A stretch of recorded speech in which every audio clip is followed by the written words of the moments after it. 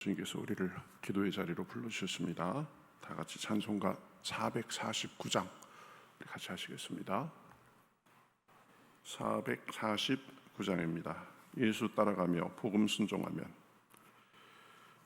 449장 같이 찬송하시겠습니다. 449장입니다.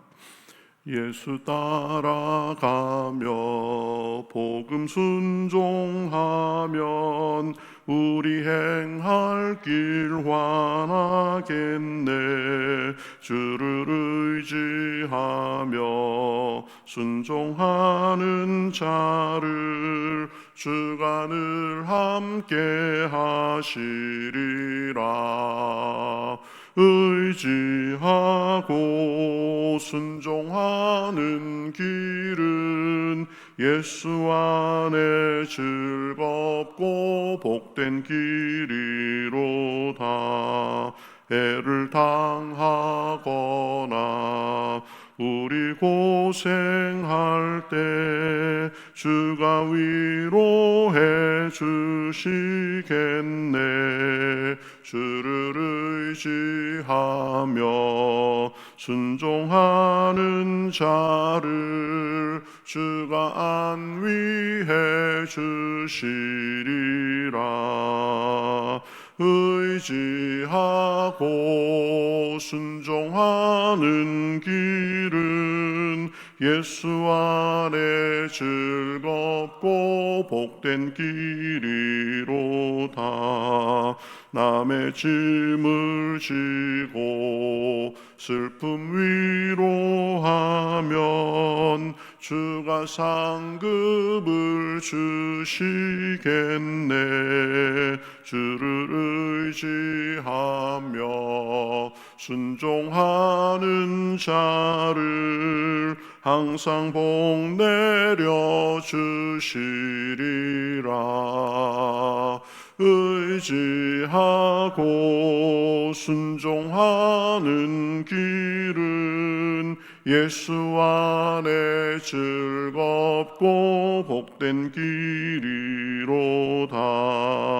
우리 받은 것을 주께 다 드리면 우리 기쁨이 넘치겠네. 주를 의지하며 순종하는 자를 은혜 풍성케 하시리라. 의지하고 순종하는 길은 예수 안에 즐겁고 복된 길이로다. 주를 힘입어서 말씀 잘 배우고 주를 모시고 살아가세. 주를 의지하며 항상 순종하면 주가 사랑해 주시리라. 의지하고 순종하는 길은 예수 안에 즐겁고 복된 길이로다. 아멘. 자, 성경 말씀 보겠습니다. 성경 말씀 느헤미야 9장 34절에서 38절까지 보겠습니다.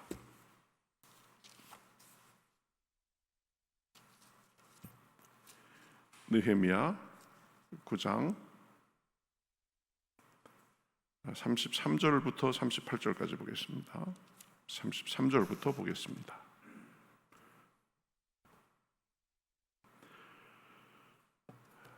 느헤미야 9장 33절부터 38절까지.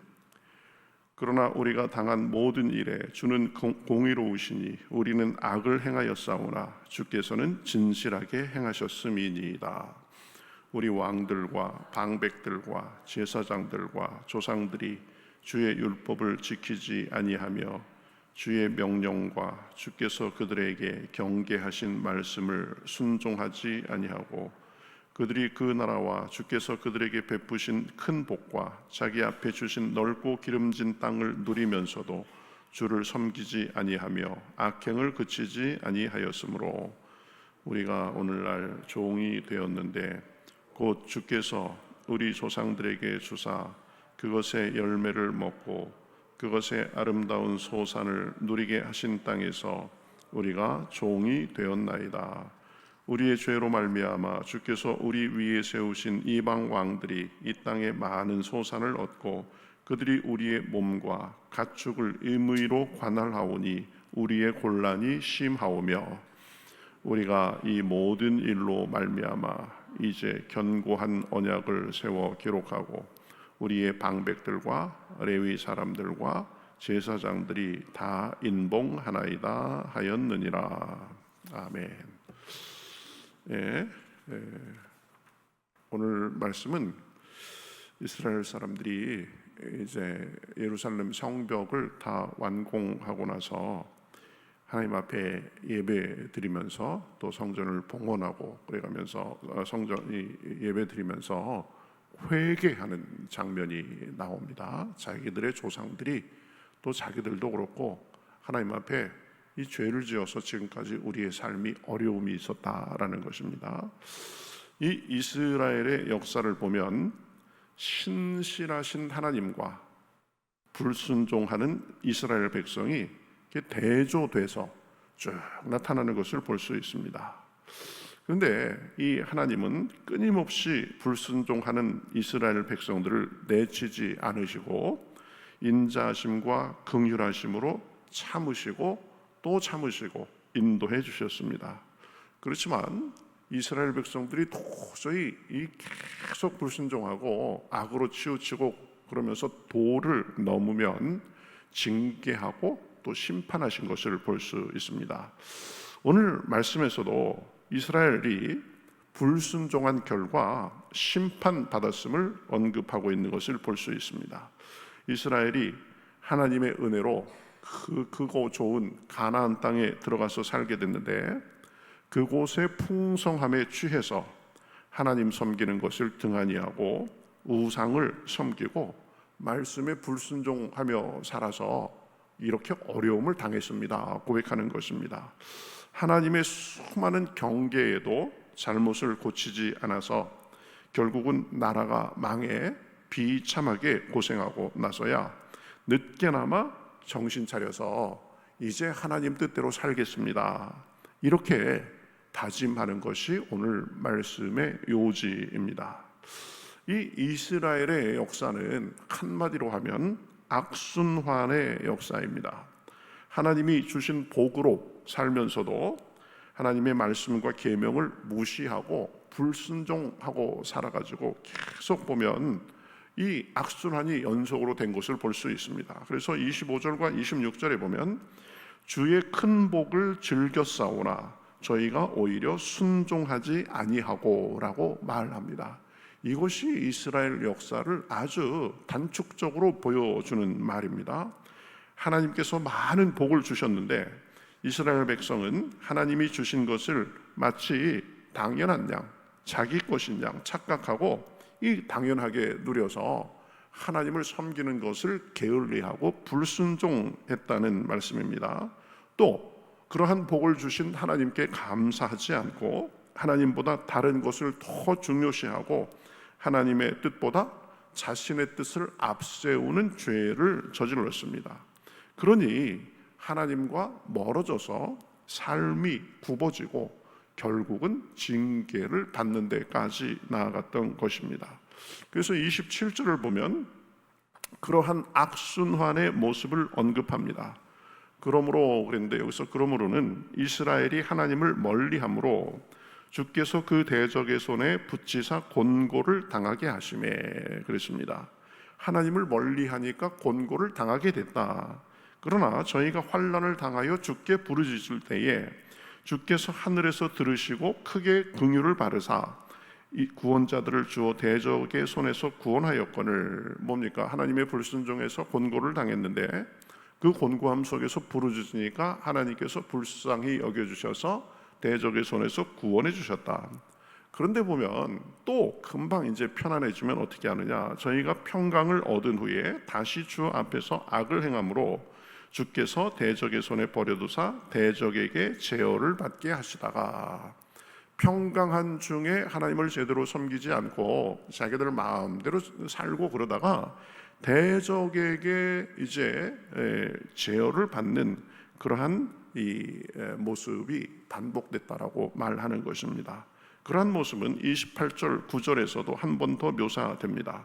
그러니까 이스라엘의 역사는 불순종의 악순환의 역사입니다. 주님의 은혜로 살면서도 삶이 조금 괜찮아지면 금방 게을러지고 주님을 등한히 하면서 죄를 짓습니다. 하나님과 멀어집니다. 그 결과 여러 고난을 당하게 됩니다. 그러나 고난 속에서도 부르짖으면 하나님께서 구원해 주셨습니다. 그러나 하나님께서 또 구원해 주셔가지고 조금 편안해지고 조금 살만하면 금방 방심하고 주님을 멀리하다가 고난을 당하고 고난 속에서 부르짖고 하나님께서 불쌍히 여기셔서 구원해 주시고, 그러면 좀 우리가 하나님 앞에 사는 것이 우리가 살 길이구나 이렇게 생각해야 되는데, 조금 편해지면 금방 안일해져서 다시 고난이 오고 부르짖음, 구원, 이 고난, 그리고 안일, 고난 이런 것이 계속 반복된 것이 이 이스라엘의 역사입니다. 이러한 모습은 사사기에 보면 아주 단적으로 나오는 것을 볼 수 있습니다. 죄, 고난, 부르짖음, 구원, 평화, 죄, 고난, 부르짖음, 구원, 평화, 이것이 계속 사사기 몇백 년 동안 8차례, 9차례 계속 반복되는 것을 볼 수 있습니다. 신기할 정도로 반복됩니다. 그런데 그러한 악순환의 모습이 우리의 모습일 수 있다는 것입니다. 그죠? 이 고난이 있고 어려움이 있고 그러면 하나님밖에 없습니다. 그래가면서 열심히 섬기고 기도도 더 하고 그러다가 조금 편해지고 문제가 없어지고 그러면 뭐 내가 잘난 줄 알고 그냥 또 하나님과 멀어지고 그러다가 고난이 오고 이렇게 되는 것입니다. 이 악순환의 고리를 끊어라. 이게 사사기의 큰 주제입니다. 우리의 삶에서도 그러한 안일과 악순환의 고리를 우리가 끊고 늘 우리가 잘 될 때나 안 될 때나 주님만을 바라보고 섬기며 살아야 되는 것입니다.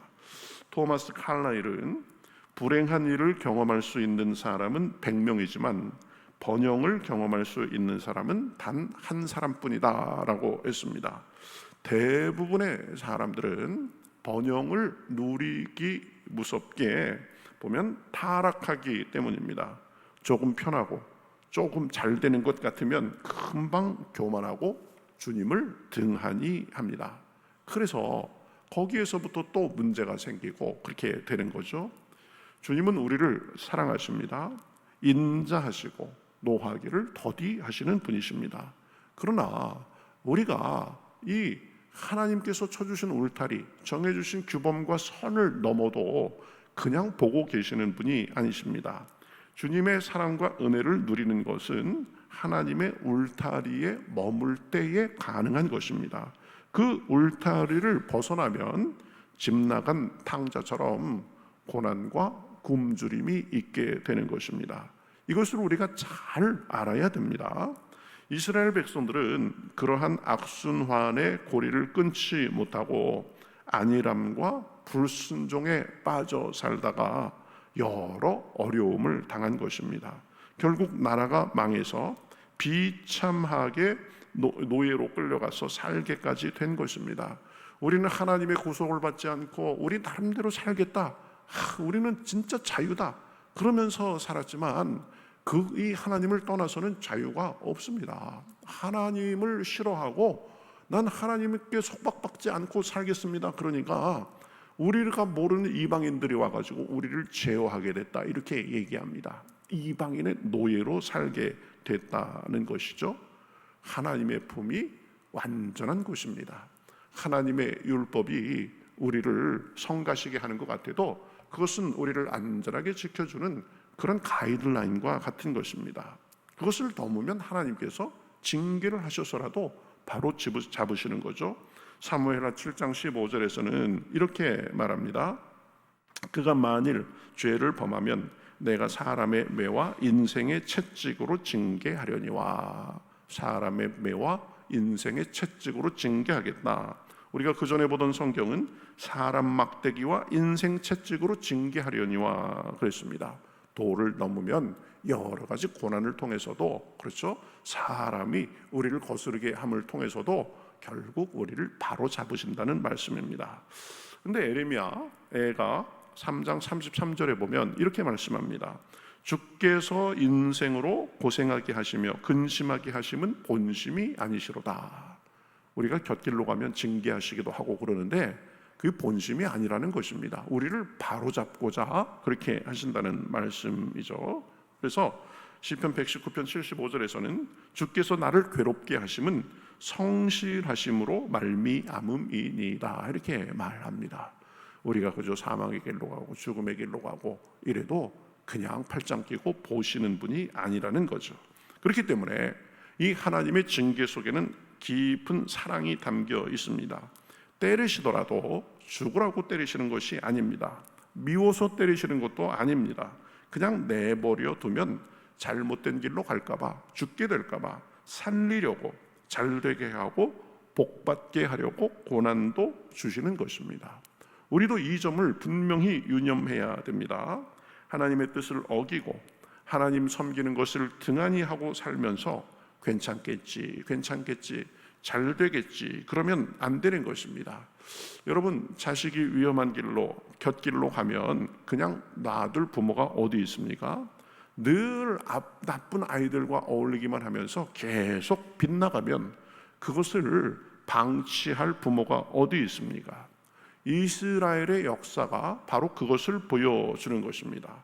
그 악순환의 고리를 끊어야 된다. 불순종과 안일함의 덫에 빠져서 그냥 괜찮겠지 그러면 안 된다. 하나님은 사랑하는 자녀가 악에서 빠져 살도록 방치하는 분이 아니다라는 것을 가르쳐 주는 것입니다.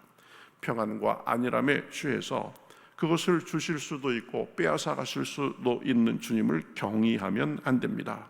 이런저런 일이 구실이 돼서 하나님 섬기는 것을 멀리하면 안 됩니다.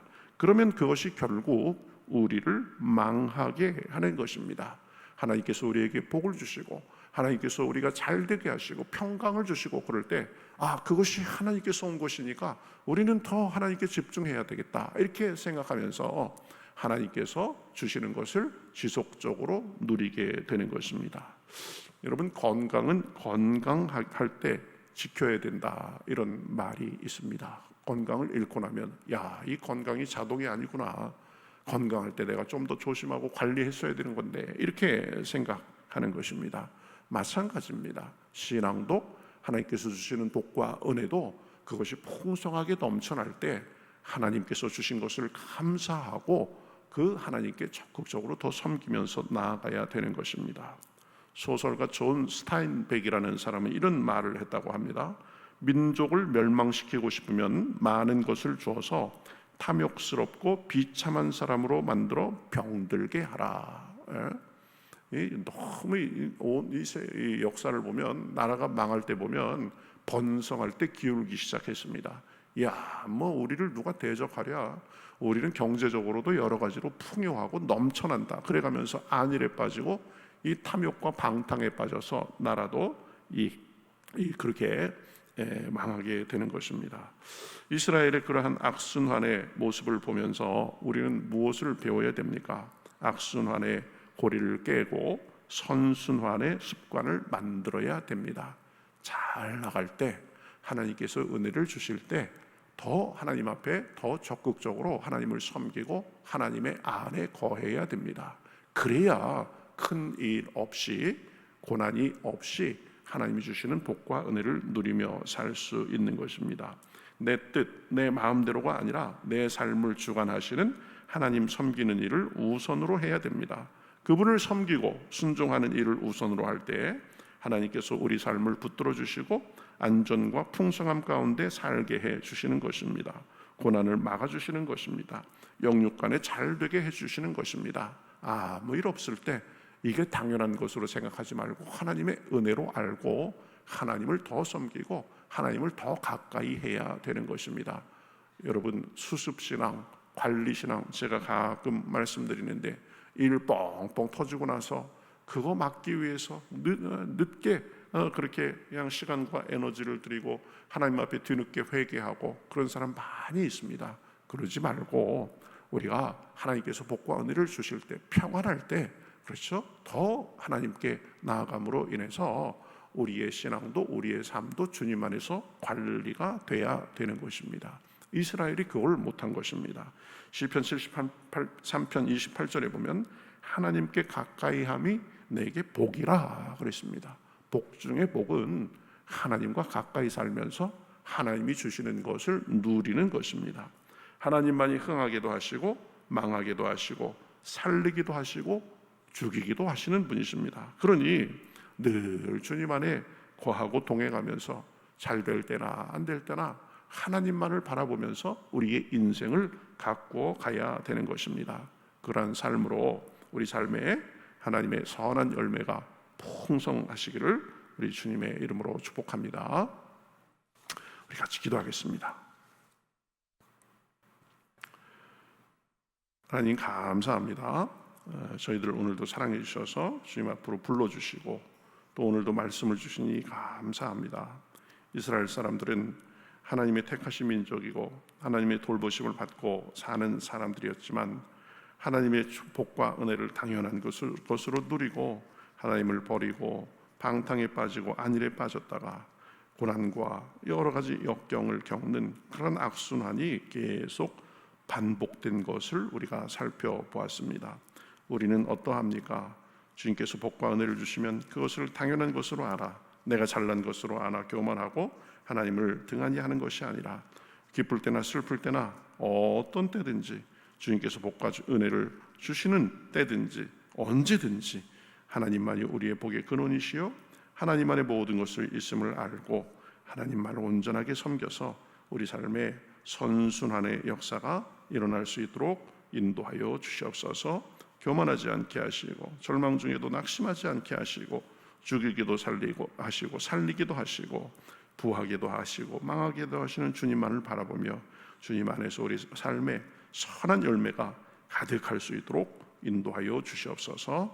오늘도 기도할 때 성령의 충만함을 부어주시옵시고 우리 마음이 주님이 주시는 힘과 평안으로 가득하게 하시고 우리 삶에 주님의 선한 열매 가득할 수 있도록 인도하여 주시옵소서. 감사하며 예수님의 이름으로 기도하옵나이다. 아멘.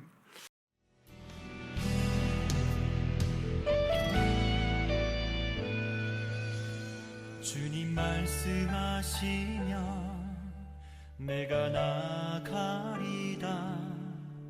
주님 뜻이 아니면 내가 멈춰서리다.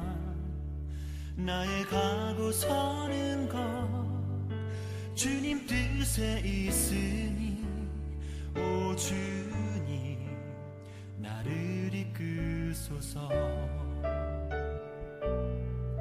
주님 말씀하시면 내가 나가리다. 주님 뜻이 아니면 내가 멈춰서리다. 나의 가고 서는 것 주님 뜻에 있으니 오 주님 나를 이끄소서. 뜻하신 그곳에 나 있기 원합니다. 이끄시는 대로 순종하며 살리니 연약한 내 영